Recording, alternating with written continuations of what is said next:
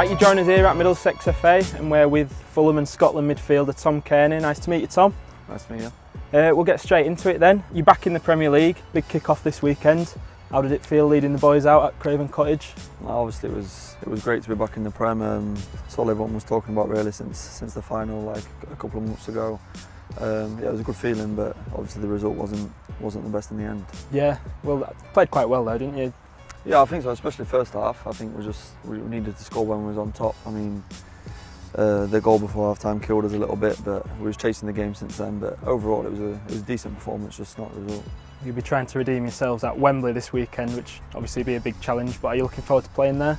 Yeah, massively. It's a bit weird. Like Fulham, I've been to Wembley in however many years, and then we're there twice in a few months. Of course, you scored the goal that got Fulham back to the Premier League as captain at Wembley. Was that one of the best feelings you've had in football? Yeah, I think so. I just think it's the build-up to the game. I think the semi-final was tough against Derby. Just to get there was a great feeling, but obviously to score the most expensive goal in football, as they call it, it was a big moment, and it was definitely a special feeling. But it was a proud moment for me and all my family that was there. Yeah. Were you feeling the pressure then when you got put through one-on-one, or were you just in the zone? I don't know, it was a bit weird. I'm never that high up the pitch, like one-on-one. It was a bit strange, but no, it was like kind of a slow motion, like it kind of felt a bit slow motion, yeah. But no, it was some feeling when it hit the net. Yeah. You're normally pinging them in from a bit further out, aren't you? Not today. Yeah, well, yeah.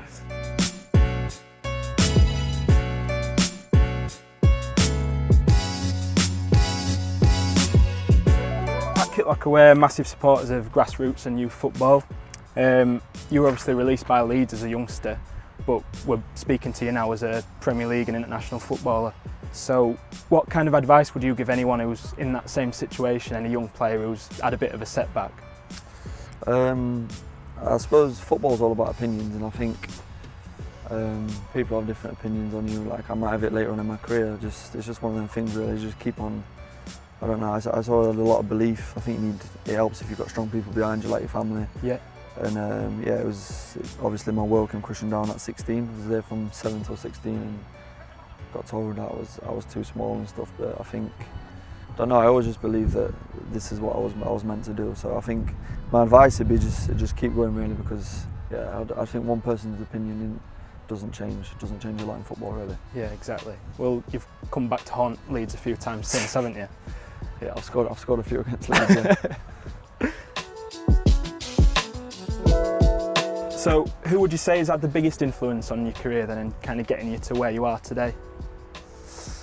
I'd probably say my dad really. Yeah. Yeah, I think so. I think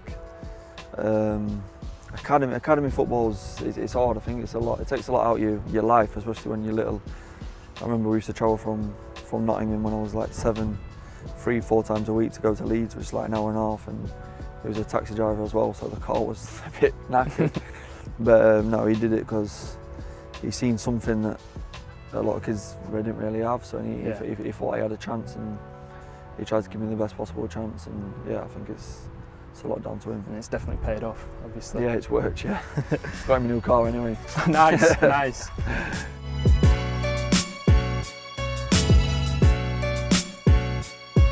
Always been a bit of a set-piece specialist, good at scoring goals from long range. Is that something you work on the training pitch, or is that always come naturally to you?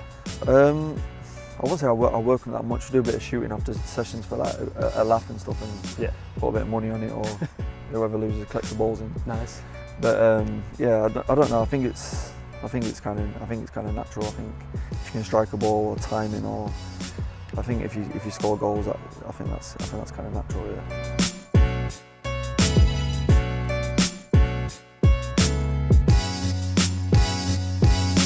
Back to Fulham then. You've seen a lot of new faces coming through the door recently. How are the new lads settling in? All right, I think they're doing all right. I mean, we've got a lot on deadline day, as you know. Yeah. So I think it's only been not even a week since they've been through the door. So I think we spent a record amount of money for a newly promoted team, which is great, obviously. Over 100 mil, wasn't it? Something like that. Yeah, just 100 mil. Yeah. Practice. So yeah, so I think as soon as everything settles down and we get the team gelled, maybe a few team nights out and stuff, then it should be all right. As captain then, is that kind of part of your role to settle in the new lads? Yeah, I think so. I think it's important, especially like the different nationalities we've got. We've got a lot of French-speaking players and stuff like that. So I think get everyone as close as possible is important. How's your French? My French is bad, mate. It's bad.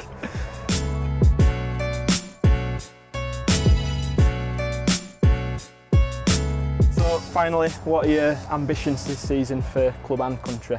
The club, I think, just to stay in the league really. I think the money we've spent and maybe the talent we've got in the squad now, but I think any promoted team, it can't be naive. I think to stay in the Premier League for the following season is the main aim. I think we've got to look at teams like Bournemouth and things like that. What they've done since they've come up has been brilliant. So I think we've got to, like that kind of be our benchmark. Yeah, cool. Well, good luck for it. Good luck for this weekend at Wembley and good luck for the rest of the season. Thanks a lot, mate. Cheers, mate.